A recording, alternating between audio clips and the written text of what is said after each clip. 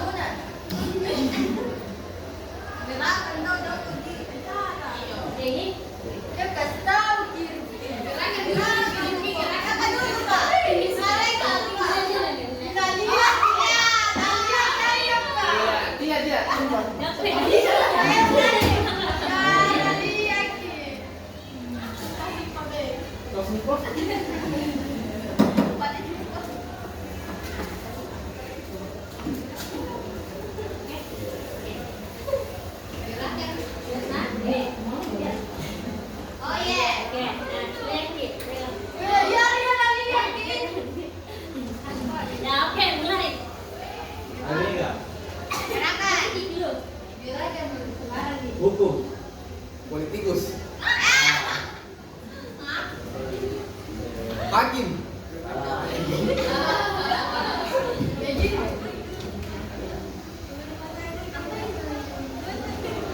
Yang sering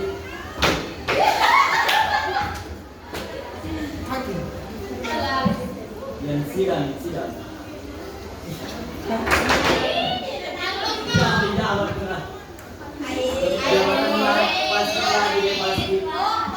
Ketua sidang.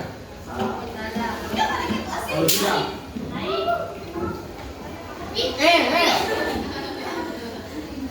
Kalau sidang. Gimana kira-kira kita mau jalanan? Gimana tuh jalannya? Gerakan dulu gimana? Kita kira apa? Gimana gerakannya?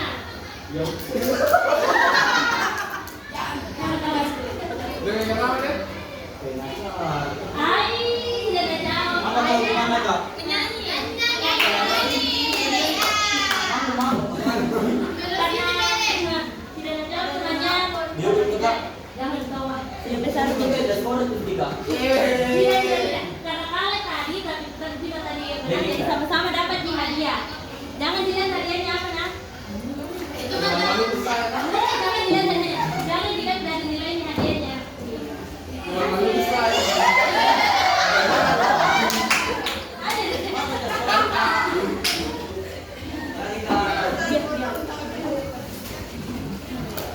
Baik, itu tadi salah satu tricking. Nah, tricking yang kita lakukan itu nanti dia ada lagi selanjutnya suruh naik. Jadi tadi itu tricking yang dilakukan itu saling berkesinambungan nih, dan itu merupakan salah satu contoh pekerjaan atau profesi.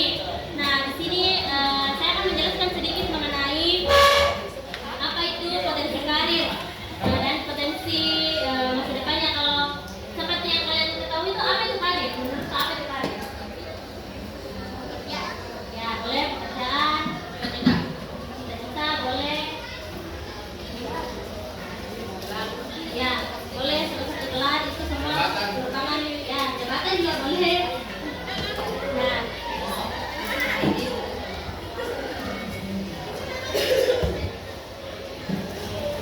nah itu tadi yang kita sebutkan semua merupakan salah satu lanjutan atau salah satu karir. Nah, sebelumnya saya jelaskan dulu sedikit mengenai potensi atau karirnya kalian. Nah, potensi itu merupakan salah satu fondasi utama dalam merancang atau membangun karirnya kita. Misalnya, kita mempunyai potensi diri sebagai seperti tadi yang dibilang suka berinteraksi kepada orang-orang, suka bersosialisasi. Itu merupakan salah satu potensi diri kita yang bisa kita kembangkan nanti di bidang karir kita. Seperti itu, misalnya kita suka bersosialisasi tadi, pilih jurusan yang bisa dibilang bersosialisasi sehari-hari, melakukan interaksi sehari. Itu merupakan salah satu hubungan dari potensi diri kita dan karir yang akan kita tuju. Selanjutnya, pengembangan minat dan bakat. Pasti semuanya di sini ada semua minat dan bakatnya toh? Ada. Mungkin tidak ada. Nah, jadi minat dan bakat itu juga berkesinambungan sama karir kita. Seperti kita kan bisa dibilang SMK. Di sini ada teknik mesinnya kak? Ada. Akuntansi ada?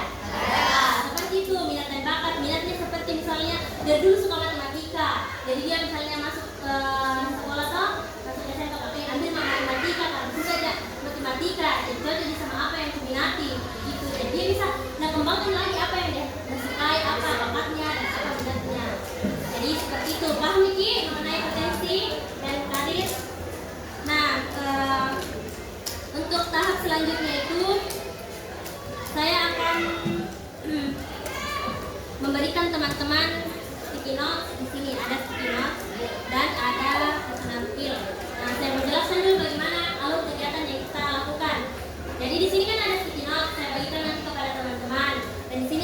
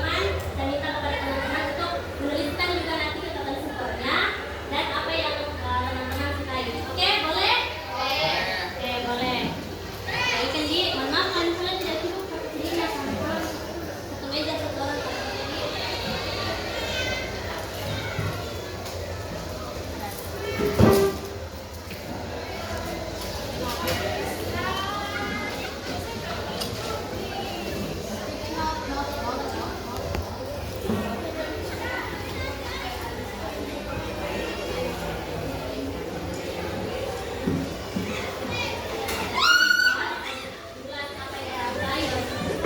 Terus ini kan ini sebagai panduan nih, tidak mesti kita ikuti, tidak mesti kita apa jadikan patokan bilang, oh kayak ini mana yang ini mah kemarin nih, ini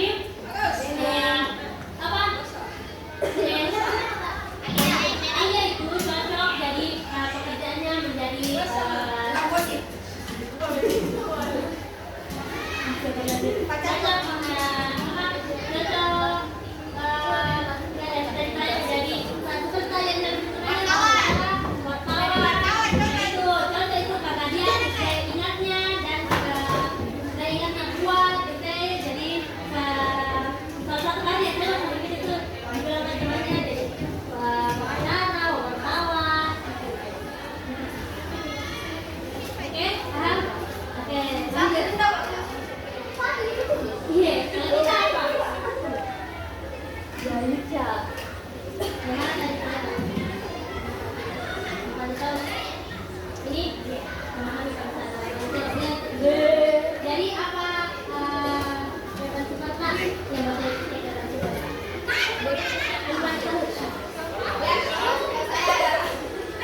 Empati yaitu memahami perasaan orang lain lebih dengan dalam. Oh, Alif. jadi Psikolog aku. ya potensi ininya atau kemampuan siapa? Aisyah. Aisyah. Kemampuannya Aisyah itu salah satunya memahami perasaan orang lain. Berarti dia itu selalu tersentuh kalau misalnya diceritakan, memahami perasaannya temannya kalau misalnya lagi bersedih. Berarti Aisyah ini dia jadi konselor, dia jadi guru BK, jadi psikolog. Oke, amin. Apa yang kita tak tentang? Istrinya Alif. Di sini. Masya Allah. Konselor juga bisa jadi. Balik itu Pak balik. Sekali lagi ya, balik. Mau jadi apa istilah aja? Oh, jadi apa dia? Kayaknya Alia masih kurang dalam mengetahui potensi dirinya, karirnya. Jadi ini yang di atas teman-temannya salah satu dua contoh yang selalu sudah tahu bagaimana potensi dirinya, bagaimana pemahaman dirinya, karirnya. Terus yang satunya lagi kayak masih bingung, masih bimbang. Jadi itu salah satu fungsinya BK. BK itu tidak menjadi salah satu tempat dorongnya orang yang bermasalah. Kayak teman tadi ini bisa pergi ke orang BK bilang, Bu, apakah apa yang saya sukai dengan karir yang saya pilih ini sesuai? Nanti guru BK-nya bakalan ngasih ki pemahaman, bilang iya cocok begitu. Terus kayak temannya yang satu yang masih ragu, nanti itu diberikan tes, bilang apa yang cocok, pemahaman apa yang cocok, karir apa yang cocok. Jadi saya tegaskan kepada teman-teman sekali lagi, jika jangan takut ke ruang BK, karena ruang BK itu bukan tempatnya cuma orang yang bermasalah. Tapi kalian berpikir kalau ruang BK itu tempatnya orang bermasalah, Pak? Nah, itu tidak, ruang BK itu tidak seperti itu. Mari kita apresiasi temannya di atas bawah.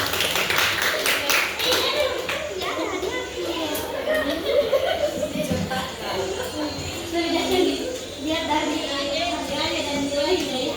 Gini.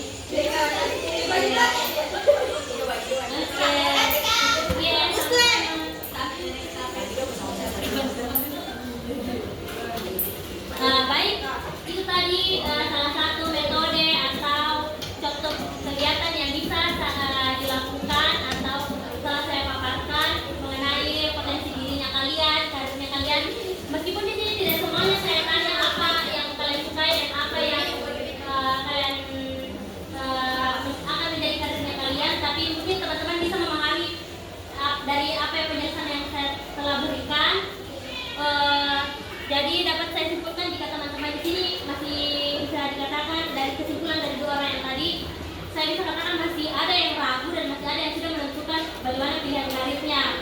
Jadi untuk teman-teman semua jangan ragu untuk memilih karir sesuai dengan potensi dan minatnya kalian. Bisa dikatakan potensi itu dan kemampuan diri itu menjadi salah satu faktor karir kita ke depannya. Karena jangan sampai tidak sesuai dengan apa yang kita minati, karir yang kita pilih tidak sesuai dengan minat dan bakatnya kita. Jadi semoga teman-teman dapat mengambil pelajaran atau mengambil apa yang telah saya sampaikan. Saya juga mengapresiasi kepada teman-teman. Sebelumnya itu saya meminta kepada teman-teman untuk menyampaikan semua itu tadi kelebihan dan kekurangan di sini. Maaf, lupa kalau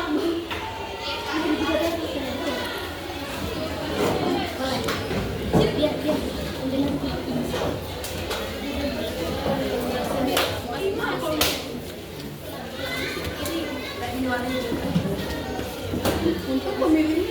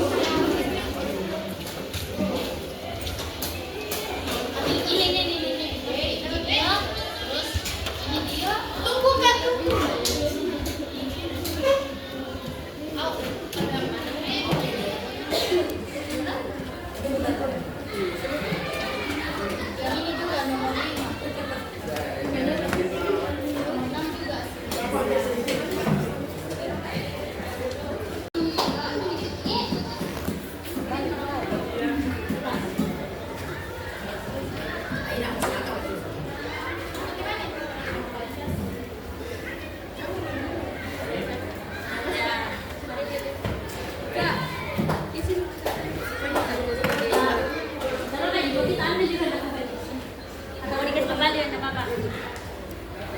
Nah, jadi kepada teman-teman terima kasih telah berpartisipasi. Tapi sebelum saya mengakhiri semuanya, mungkin kita bisa ada sama lagi buku tulisnya toh? Ada sama lagi pulpennya toh? Saya mau teman-teman kita tulis di depannya kah, di belakangnya kah kata-kata positif atau kata-kata yang bisa membangun dan semoga saya bisa mencapai cita-cita saya di halaman buku atau paling depan kah, belakang kah, terserah. Ada semuanya bukunya toh? Ya, masa pelajar tidak ada bukunya? Oke. Ya, kita tulis di depannya, di belakangnya kata-kata positif yang bisa membangun atau bisa menumbuhkan rasa semangat kita dalam menggapai cita-cita. Ada semua cita-cita itu? Kayaknya ada kalau kita lihat mau jadi halo deh. Kalau misalnya nanti Alia tidak ditentu semoga lulus, Alia tidak lulus misalnya bisa ke Aisyah kan calon konselor, calon psikolog, bisa konsultasi dia, saling berhubungan atau saling berhubungan. Oke, ada pulpen. Gimana tadi pulpennya temannya? Gue lagi hilang. Siapa tadi pulpennya? Mana tadi pulpen yang dia cita-cita sama kata-kata positif untuk menggapai cita-cita.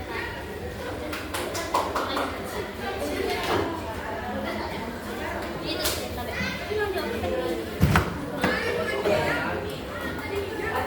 silakan.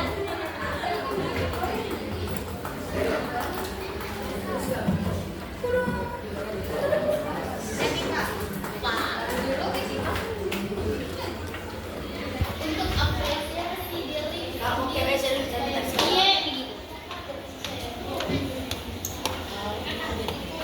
Iya.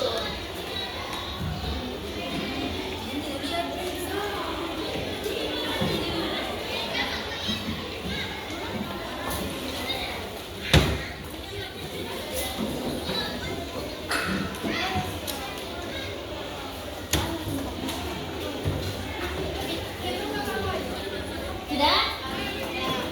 Sudah? Sudah?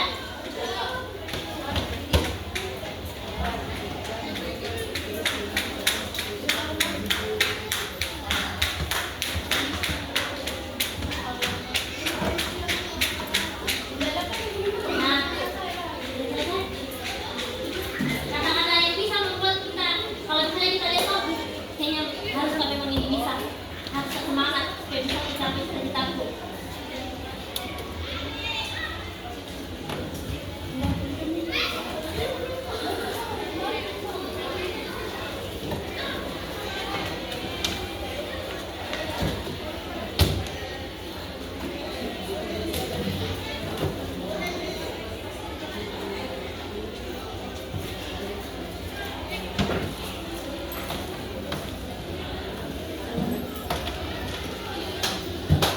Foto nito.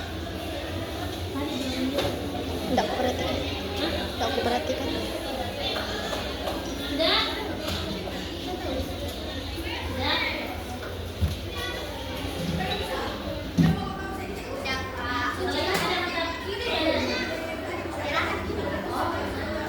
Tadi hanya 3 sampai kalau di sini full day.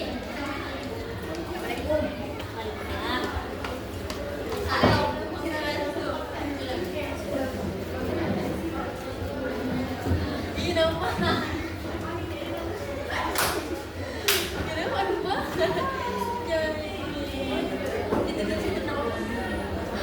Oke, jadi ini sudah semua nih.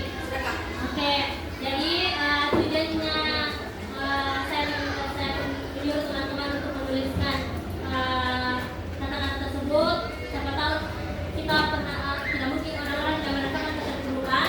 Jadi tempat kita lagi berada di fase keterpurukan, kita baca itu, kita lihat loh. Oh ternyata Pak Haji ada tulis kata-kata seperti ini untuk menggapai semua cita-citaku, karirku, bagaimana.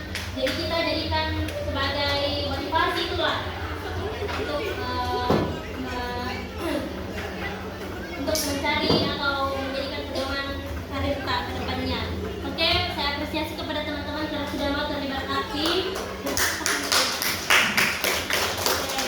Saya mohon maaf kalau misalnya ada kurangnya atau kata-kata yang tidak berlebihan saya ucapkan, karena di sini saya masih belajar. Saya sungguh masih sangat-sangat kurang dalam menyampaikan segala hal yang telah saya bawakan. Saya mohon maaf sebesar-besarnya, dan juga saya berterima kasih karena teman-teman sudah mau membantu saya dalam menyelesaikan salah satu tugas saya ini. Dan sebelumnya itu saya mau bagikan juga ke teman-teman.